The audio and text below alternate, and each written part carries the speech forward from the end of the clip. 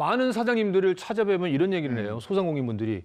IMF 때도 이렇지는 않았다라고 하는데 근데 이 중요한 거는 이게 언제까지 갈지를 모른다고 하니까 뭐 폐업, 파업이 막 계속해서 나오는 거죠. 자영업이 이러면 고용시장에도 문제가 생기는 거 아니겠습니까? 아까 인터뷰에 잠깐 나와서 제 귀에 쏙 들어온 대목은 지금 이제 근무 시간을 줄여서 일손을 좀 줄이는 거예요.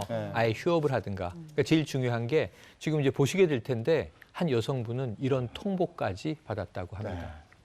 네, 문자 메시지였는데요. 미안해, 코로나 바이러스 때문에 매출이 70%가 빠져버려서 재정상 어려움이 좀 있어. 취업 준비 전까지 같이 하면 좋은데 이해 좀 해줘. 인건비를 감당할 수가 없어서. 네, 라는 문자였네요. 그러니까 이게 사실 아르바이트 해고 통보 문자잖아요. 해고 통보인데 그래도 저 정도 쓰시는 분은 상당히 애정이 있었던 주인 분이시죠. 그러니까 얼마나 서로 울컥했겠습니까? 고용주나 아르바이트나. 그런데 문제는 뭐냐면 이제까지 버티시던 분들이 이제부터 한계가 온 거예요.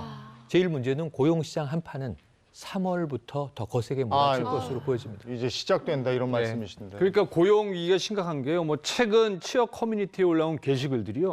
정말 많이 오고 막 하소연들이나 아픔이 많이 올라옵니다.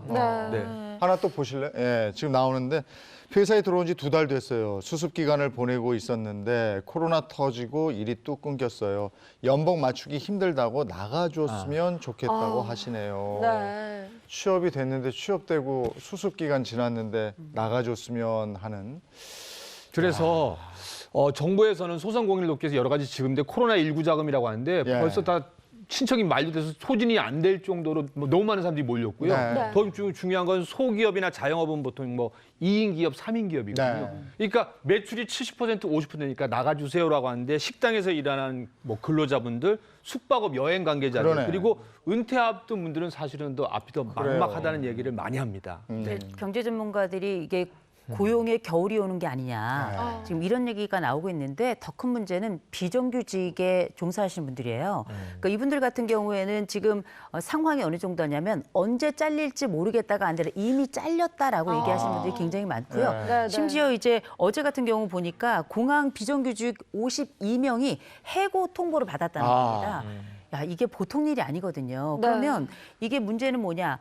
이 직장에서 해고가 된 다음에 이분들이 과연 그 다음은 어떻게 되는가? 실업급여도 지금 받으실 수가 없는 상황입니다. 그렇다 보니까 지금부터 생계가 오늘부터 막막한 거예요. 이 상황을 어떻게 해야 되는가? 실제 이게 쉬는 거가 아니고 잠깐의 위기가 아니라 그 이후의 삶의 무게는 어떻게 지탱할 것인가 큰 고민입니다. 네, 지금 뭐 공항에 대한 얘기해 주셨지만 실제로 코로나19 사태 이후에 실업자가 굉장히 늘어났다고 합니다. 지난 9일이었죠. 고용노동부에 따르면 정부가 실직자에게 주는 실업급여 지급액이 작년 2월에 6천억 대였다고 해요. 근데 7월에 7천억 대까지 올랐다가 지난달 2월에는 7,819억으로 역대 최대치를 경신했다고 합니다.